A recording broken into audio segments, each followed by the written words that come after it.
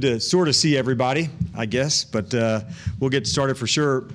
Yesterday, or last night, I would say, I was really proud of the effort of the guys, and I thought, well, that's some coach cliche, but I think 15 weeks out, we said there was going to be a lot of moving parts, and it happened again this week. We had some guys who were out with COVID, including some coaches, so to have Adden and Malik and Tristan and Jay Lou, when those things happen, like I said, it is coaching cliche that you get stronger from those moments where other guys have different trust opportunities to go and do it.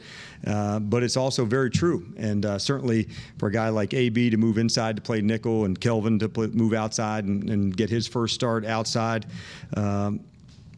there's a lot of talk, obviously, and there should be on 7 and 11 and 90 and 94, and it definitely should be. But I'm also especially proud of guys like Keanu and JK and Anthony Brown who moved inside and Kelvin. So in this game, that's one of the things I was happy about, to move guys into different spots and have those moments come through in that spot. And that would be a guy like Anthony who went inside. So, but past that, lots to talk about. So let you guys rip it with some questions.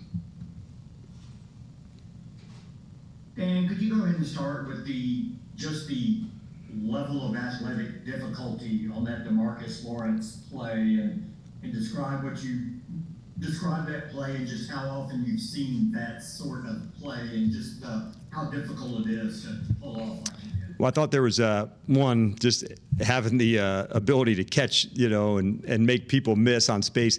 If you go back and watch it and you see how hard guys are battling to help him get in the end zone, I think Donovan was one and Randy was another. I think that kind of speaks to, the level that they'll go to for their guys. I thought that was like a real example of brotherhood that we talk about, but on Dono, on that particular one, of him getting down, he got just enough, I thought, of the center to give Law a chance to make a move on the quarterback to go, because if he doesn't get there, the center probably knocks him out of bounds just where it was. But it was a fantastic play. I was so excited up in the press box, and just yelling for him how excited I was. But I guess in a couple of weeks to see 2 D linemen show their hands and get in the end zone with Carlos and then with DeMarcus, we were all really fired up for him.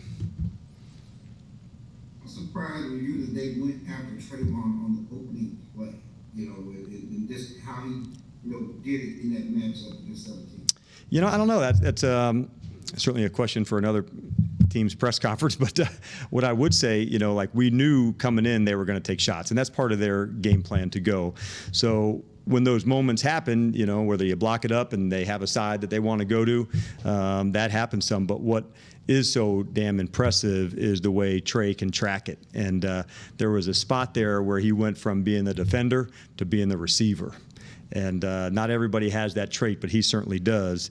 And so to have that play happen at the end, and no more excited to see Aiden and his celebration for his dad and how cool that was too. So I would say I don't know why you pick and choose. I mean, that's ball. You got to go and take your shots.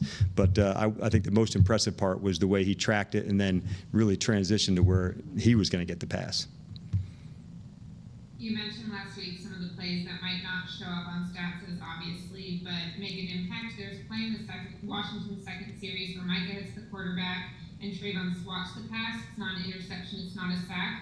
But can you talk about what you like on how the rush and cover was working together on plays like that? Yeah, when those moments happen, then you really feel like the team connection. It's not just on a pass play. It can be as on a simple run play. There was a good example early in a run play with Chauncey Golson really set the edge on the tight end coming across, and Kiki came, and I thought his contact and hit. So it can be in a run, it can be in a pass, but when you see our guys working in sync together, I think that's a really big deal. And one of the things that we would say is, hey, I'll do my job so you can do yours. And those two, the examples you're pointing out on the pass with Micah and Trey is an example just like it was in the run game with Chauncey and Keanu. If you know your guy is going to be in your spot and you force a ball to go a certain way, it allows you to play faster and more aggressive because you know your guy is going to be in the right spot. And I think those two plays probably illustrate that as well as any others.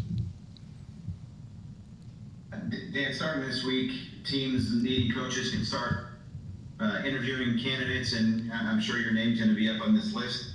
You've gone through it before when you're in Seattle. How do you anticipate handling that, and what do you what do you think of the change where teams can now talk to coaches in with regular season games to go? Yeah, I think the league's trying to do a good job to make sure there's access for people, and I hope one day in the future, what is even more challenging is when a team decides to hire a coach, during a long playoff run, and they're having to wait till the end of the year. So I'm hopeful that one day we can change that rule as well. I went through it firsthand in 2014 when I was at Seattle, and you don't get named till after, but there was pretty good chance I was going there. And Kyle Shanahan had a similar experience in 16 at Atlanta going to San Francisco. So as far as your question goes, I think it's good, for the league to get access to people when there's time to do it. And the people that are getting, called to ask, these are, people they want to get more familiar with. So I think it's a good thing. But I'm hopeful that we even take it a step further in a few years to say when the time is right. I know we do it in some other leagues to hire somebody that they're able to do that. But like all things, I think, progress is sometimes little steps at a time. And I think this would be, one that's better for the NFL if it's our first year trying it, and we'll see where it goes, but I think it's a good start.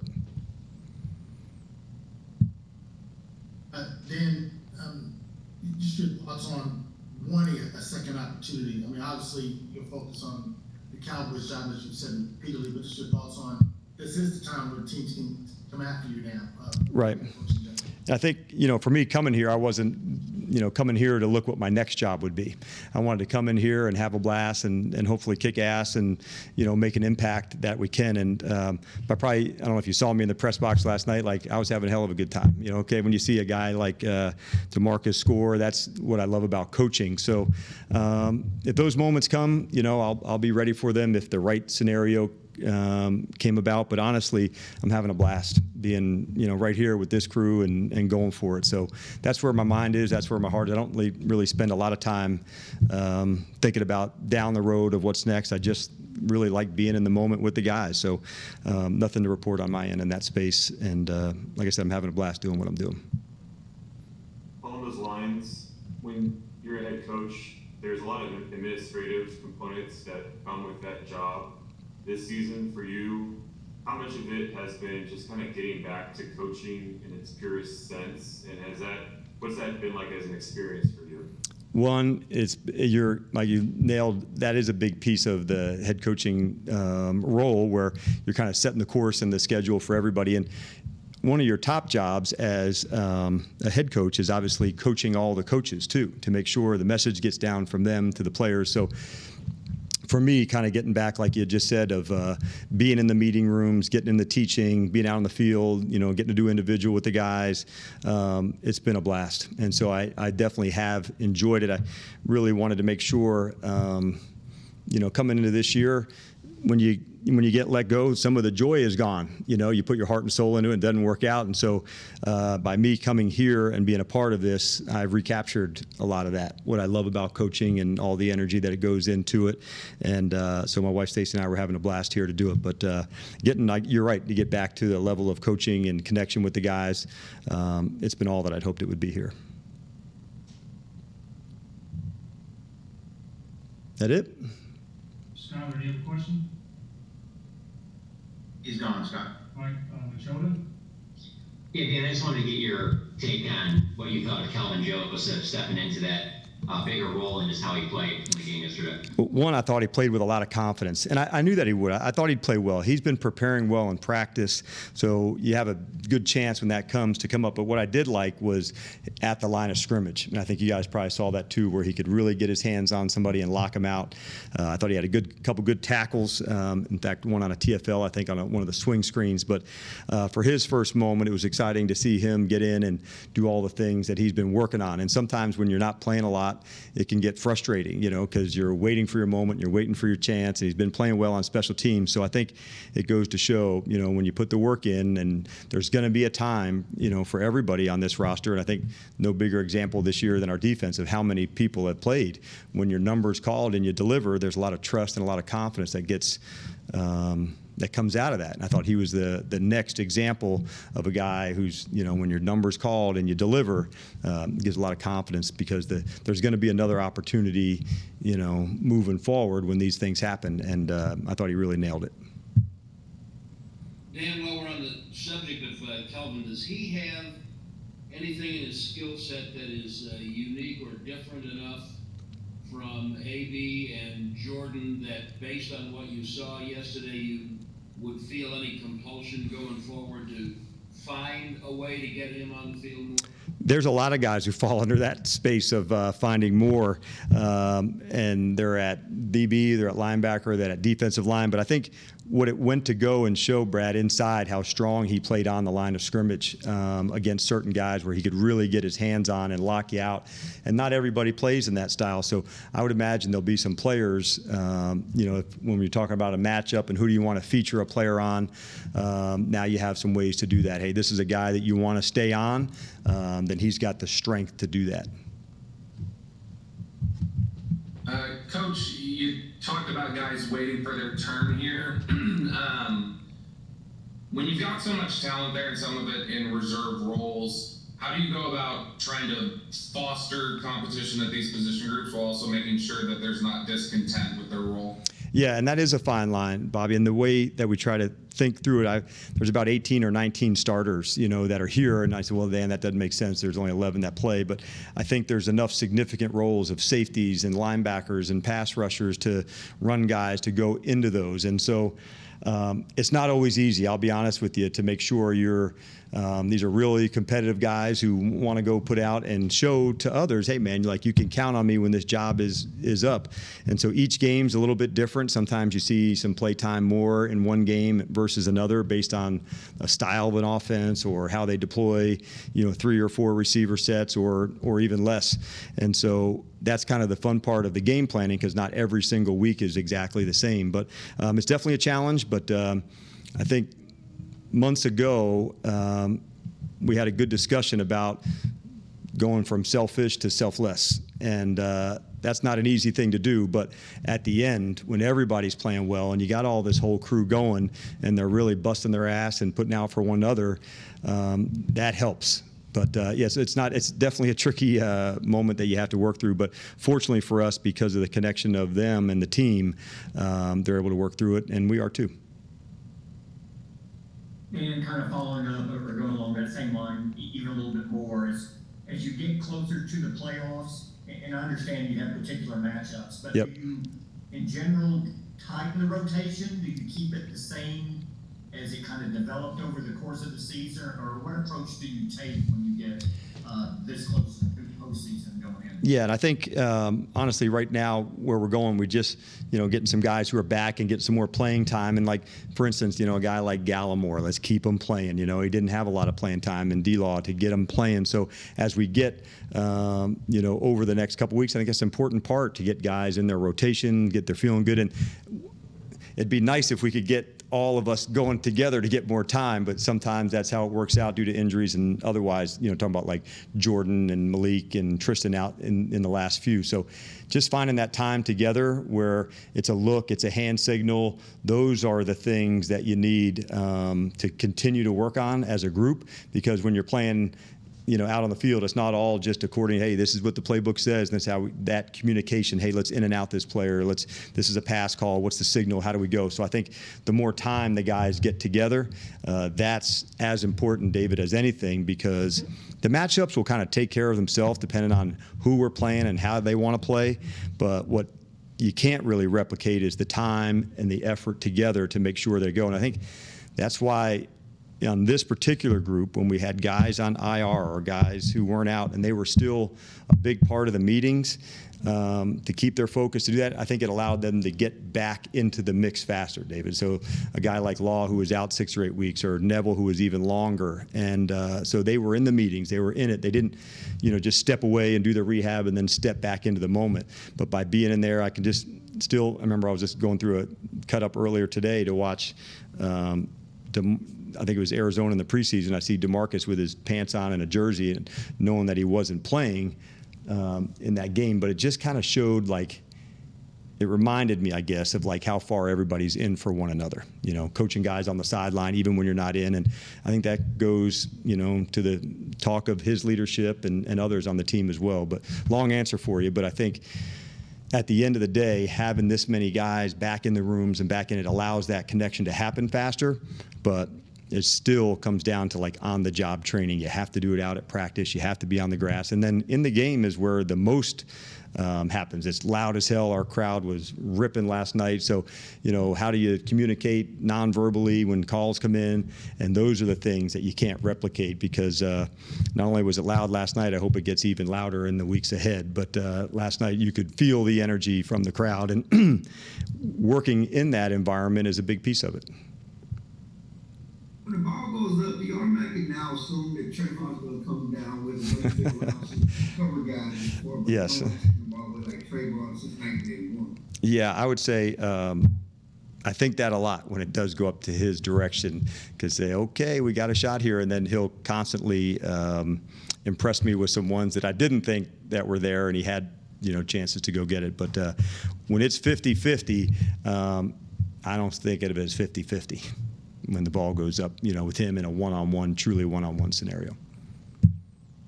On a similar note, obviously Trayvon's got those instincts, but when you see that, how much of his film study do you think plays into when he's able to track the route like he did on the first play yesterday, and then just, well, I'll have a follow-up after. Okay. Well, I think the film study, a lot goes into that because, quite honestly, when you're an outside player, it's not all the formations, Jory. So sometimes it's a release. Sometimes it's where the receiver is on a split. You know, like oftentimes we use the numbers as a landmark, inside the numbers, outside the numbers.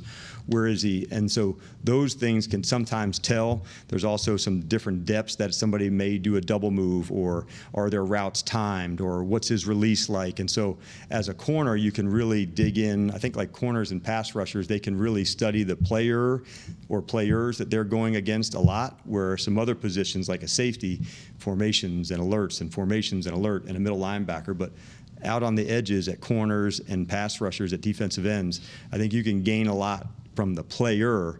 What's his stance? What's his release for the offensive lineman? Where does his hands go? So those are big pieces, I think. And the film study, I would say, for him, it's a big part of it. Absolutely. And you mentioned how fun it was to see Aiden celebrating for Trayvon. How much do you talk to Trayvon about that? And I guess what's it been like for you to witness the dynamic? I think, one, we know that there's some definite stars with Trey and with Steph, but there's another star in that house, and he may not have his time for a few more years, but seeing like that kind of enthusiasm and love, you know, it's really cool to see. And so when he gets so excited, it's just a really cool thing. So my wife had in fact showed me when he got, you know, just jumping up and down and excited. So just seeing that for your parent, I think it's kind of a cool thing to see. Hey guys, one more question, please. Dan, if you can take us back to when you were in Atlanta and evaluating Trayvon, and did it ever come up like, hey, his brother's a pretty good player, and not that that guarantees that he will be a player in the league, but what did you guys think of the brother dynamic when you guys were looking at him? Well, you know, because they didn't play the same position, Todd, that's a little different. Sometimes it's easier to say, okay, he was a receiver or a defensive end, or thinking like the Watts, you know, okay, older brother bigger, this guy's different. And I think sometimes you have to be careful in those moments to make sure, there's that sun again, I like it, right in my face. I think you have to be really careful not to put somebody, he's just like that. And so one thing you did know is they both had the same competitive fire and drive and insight to go. And we knew that from Stephon years ago. We had actually recruited him when I was at the University of Florida, and Trey came on the visits with him as a young one. And so when we knew we were looking at him, you knew all the competitive stuff and the ball skills were there, and you just had a sense when he got into the NFL with these kind of ball skills, it would translate. And sometimes you hear, you know, coaches or scouts use that word. Why does it translate? Because his ball skills were rare. And in the NFL, if you have rare things and you can, you know, utilize those rare traits, there's a chance that you got some big production. And he's delivered on those. Guys, we're going to have to wrap this up. Thank you, guys. All right. Last one, Scott, or no? Yeah, one more. Go ahead. It better be a good one. I mean, if it's not, we're going to dock you. And next week, you do not get a follow-up. I'm gonna try. Just the challenges that Colin Murray presents to you this week. Obviously, he's a different type of quarterback from what you've seen in previous 4 or 5 weeks. Yeah, and well, I think the first thing goes is the extension of plays, that you talk about when you're facing a quarterback with his escape ability. You're really defending 2 plays. So, Calvin, the first one may start in a regular drop back, and then the second one, if he wants to, get outside, and we call the word plaster, where you have to, turn into man-to-man on those moments. But that's the first thing. And then I think knowing that he can rip the ball from any part on the field, not only do you have to defend it horizontally, you have to defend it vertically as well. And those are usually the most challenging people. Sometimes you can say, hey, they're going to work to this side of the field or this side of the formation, or there's an alert that goes. But when you're alive at any part of the field, then I think that presents more challenges than most. So we face other good quarterbacks this year, and we'll face some more to go. But he's definitely has some unique things based on his ability to create plays on the run. So tough competitor for sure. You can feel that. He's takes a hit, gets back up, gets into it, and he always seems to be have his team in the fight.